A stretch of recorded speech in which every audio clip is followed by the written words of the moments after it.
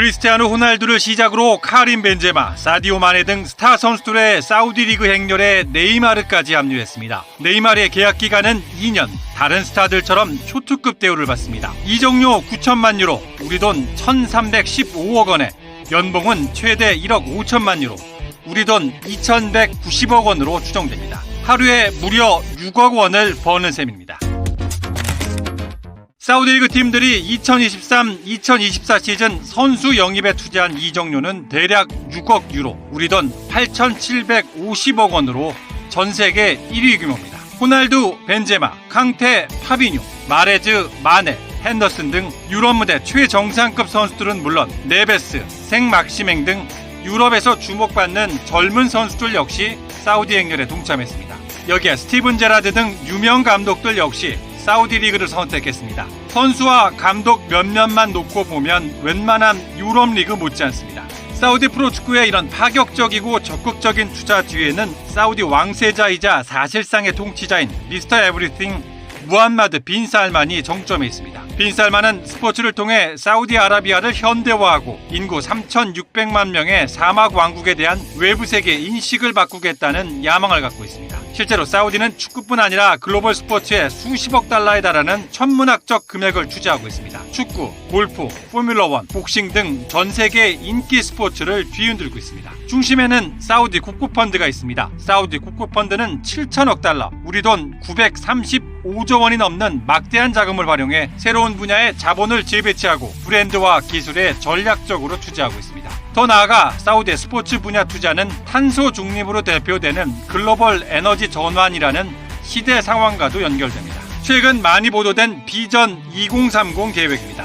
석유 의존에서 벗어나 경제를 다각화하는 것을 핵심 목표로 합니다. 이를 통해 이루려는 우선순위 목표는 사우디에 대한 인식 변화입니다. 종교 분쟁, 극단주의, 여성 차별 등 사우디를 언급할 때 떠오르는 부정적 이미지를 축구 등 인기 스포츠를 통해 바꾸겠다는 겁니다. 이른바 리브랜딩 운동입니다. 실제로 사우디 정부는 사우디 프로축구 리그가 영입한 특급 스타들을 통해 리그에 대한 투자와 팬 유입이 활성화되기를 기대하고 있습니다. 2030년까지 연간 1억 명 방문객 유치와 리그 수익 4배 상승을 목표로 하고 있습니다. 이렇게 되면 사우디 국내 총생산에서 관광 부분이 차지하는 비중이 10%까지 증가할 것으로 예상됩니다. 참고로 올해 사우디 석유 수출액이 국내 총생산에서 차지하는 비율은 16%입니다. 사우디 대신 미국행을 선택했지만 특급 스타 리오넬 메시 역시 사우디의 리브랜딩에 동참하고 있습니다. 사우디 관광 홍보 대사로 활동하며 팔로워 4억 명 이상을 보유한 자신의 인스타그램에 사우디 관광 사진을 올린 것만으로 거액의 대가를 받고 있습니다.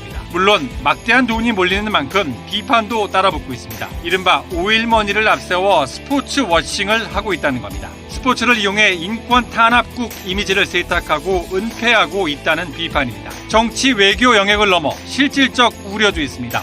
먼저 정부 주도 투자에 대한 위험성입니다. 축구 스타들을 연이어 영입한 사우디 리그 구단들의 뒤에는 사우디 정부가 있습니다. 구단 중심의 자생적인 투자가 아닌 만큼 언제든 거품이 꺼질 가능성이 있습니다. 사우디 축구 클럽이 마치 부모의 경제력에 의지해 살아가는 캥거루족이 된 것 같다는 비판이 스포츠 산업 전문가 사이에서 나오는 이유입니다.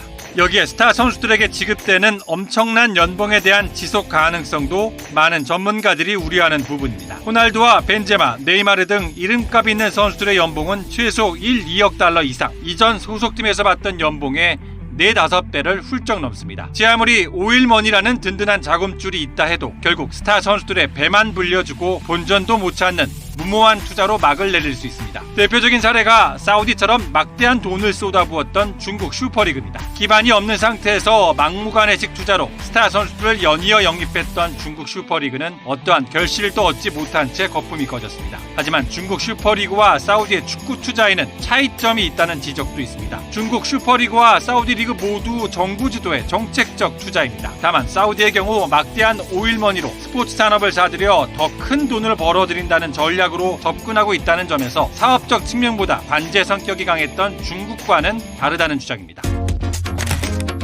정리하면 자국 프로축구 리그를 유럽 못지않은 축구판으로 만들어 더 큰 직간접적 수익을 얻겠다는 게 사우디의 전략입니다. 여기에 2030년 피파 월드컵을 유치한다면 사우디에 대한 부정적 이미지를 바꾸고 스포츠 산업을 신성장 동력으로 확장하는 비전 2030 계획에 정점을 찍을 수 있습니다.